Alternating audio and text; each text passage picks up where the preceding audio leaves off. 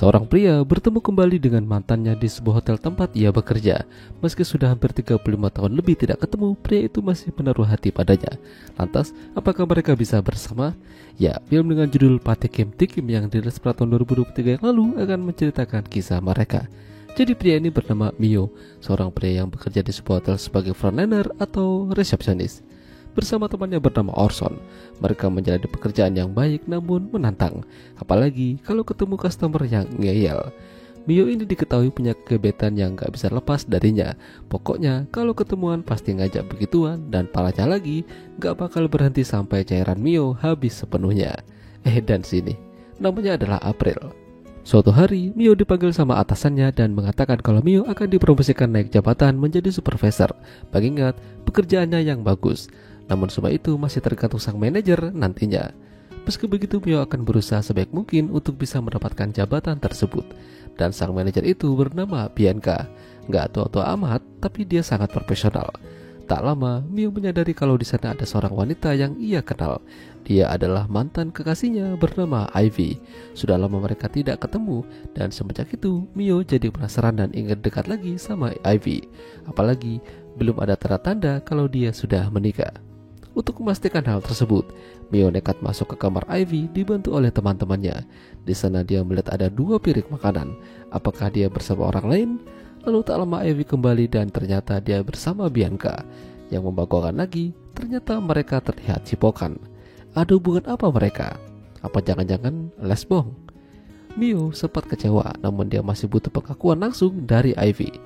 Makin hari mereka terlihat bersama, hanya sebatas teman, dan terkadang komunikasi mereka terganggu gara-gara April datang mengajak gituan. Mio menjelaskan kalau April bukanlah kekasihnya, hanya orang stres yang terus mengejar-kejar dirinya. Suatu hari, Mio dipanggil sama Bianca ke kantor. Di sini Bianca ingin tahu lebih banyak tentang Mio, apakah dia cocok jadi supervisor atau tidak, mengingat pengalaman supervisornya masih kurang. Meski begitu, Mio tidak pantang menyerah. Dia akan buktikan kalau dia bisa. Apalagi ada Ivy yang akan membuatnya semangat. Ya, makin kesini kedekatan Ivy dan Mio makin terjalin kembali. Tapi Mio belum mendapatkan lampu hijau darinya. Soalnya semakin sering ia bersama Ivy, semakin kemana-mana pikirannya. Apalagi tertuju pada begituan. Hingga suatu hari saat mereka bersama dan lagi nonton TV, ada berita tentang Bianca kalau dia akan menikah beberapa bulan lagi.